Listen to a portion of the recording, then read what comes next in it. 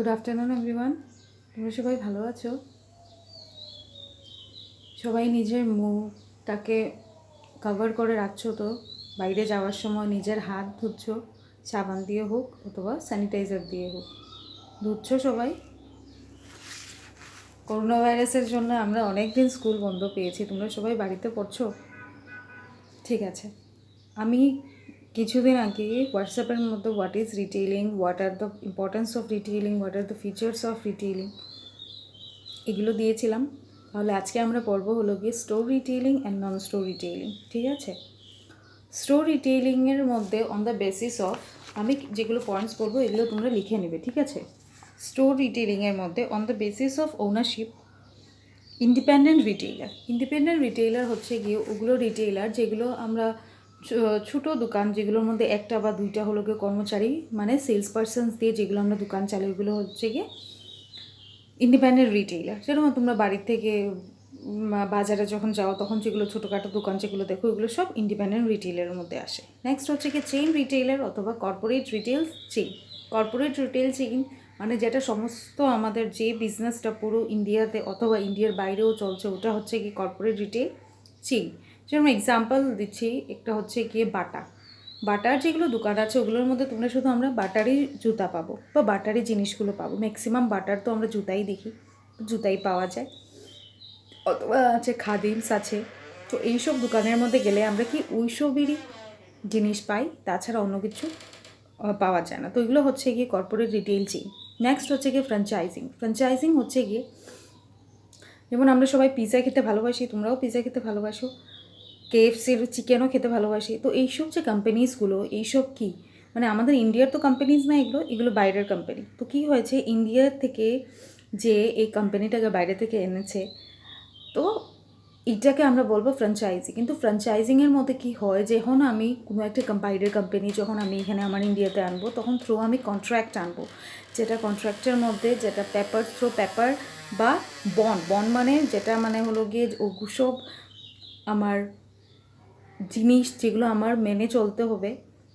আর আমি ওইসব মানে আমি যার কাছ থেকে আনবো, সাপোজ আমি এক্সের কাছ থেকে আমি আনছি কোম্পানিটাকে আমার ইন্ডিয়াতে, তো আমার এক্সের সাথে আমার কিছু একটা কন্ট্রাক্ট বানাতে হবে, একটা পেপার বন্ড বানাতে হবে, যেটার মধ্যে কিছু জিনিস লেখা থাকবে, ওইগুলো জিনিস আমি মেনে চলতে হবে। অ্যাট দ্য সেম টাইম আমি ওই কোম্পানিটাকে এখানে এনে আমার নাম দিতে পারবো না, ওরই নাম থাকবে, বাট আমি ওর কোম্পানিটাকে এখানে এনে ওর কোম্পানির প্রোডাক্টসগুলো আমি এখানে সেল করতে পারবো। তো এটা হচ্ছে গিয়ে ফ্র্যাঞ্চাইজিং।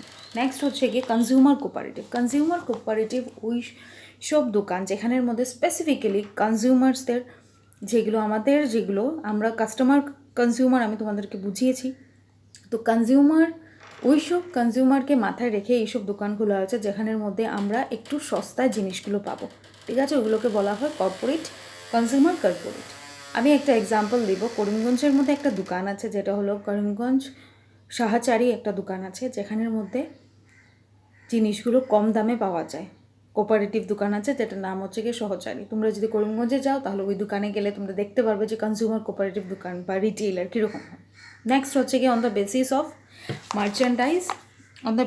Merchandise offered.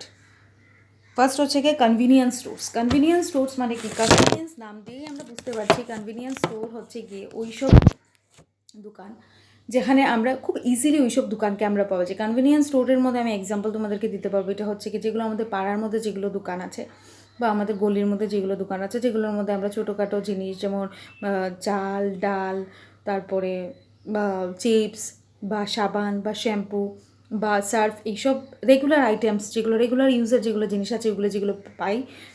আর একটা মালিক থাকে, একটা কর্মচারী থাকে, যেগুলো দিয়ে যে যারা দোকানটাকে চালিয়ে নিয়ে যায়। তো ওইগুলো হচ্ছে কি কনভিনিয়েন্স স্টোর।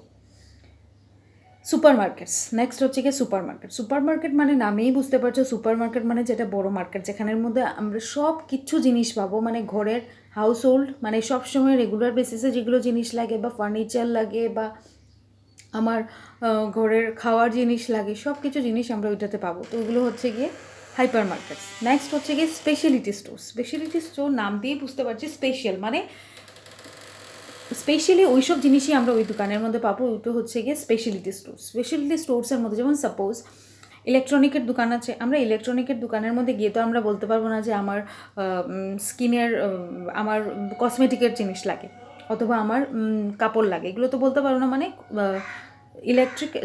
ইলেকট্রিক্যাল দোকানের মধ্যে শুধু আমি ইলেকট্রিক রিলেটেডই জিনিস পাবো, যেমন টিভি পাবো, হোম থিয়েটার পাবো বা ল্যাপটপ পাবো।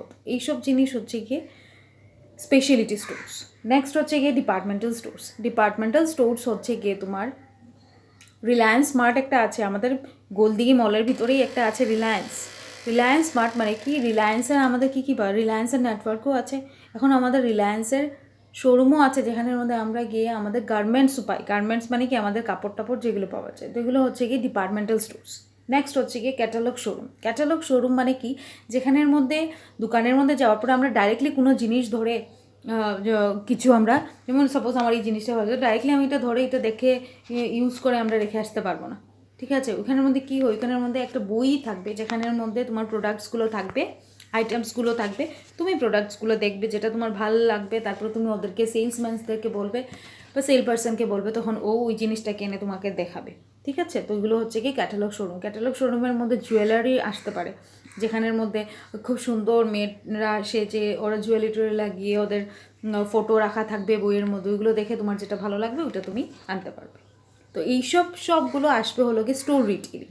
স্টোর রিটেলিং মানে যেখানের মধ্যে নামেই বোঝা যাচ্ছে স্টোর রিটেলিং। স্টোর মানে যেটা আমার জমা জিনিস আছে ওইগুলো দিয়ে আমি রিটেলিং করতে পারবো, বা আমরা যেগুলো ধরে টাচ করে যেগুলো জিনিস আমরা কিনতে পারবো।